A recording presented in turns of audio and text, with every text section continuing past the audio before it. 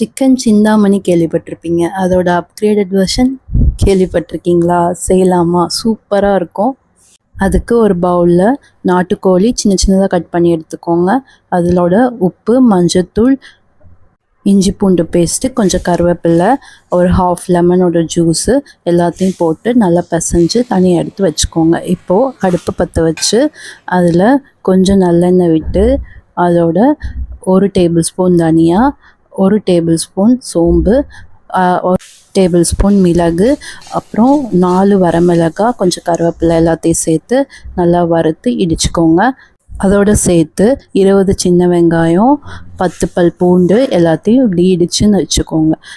ஒரு தக்காளியை பேஸ்ட் பண்ணி வச்சுக்கோங்க. இப்போ இடித்தது அதோடு சேர்த்து ஒரு 4 வெங்காயம் எல்லாத்தையும் போட்டு நல்லா வதக்குங்க.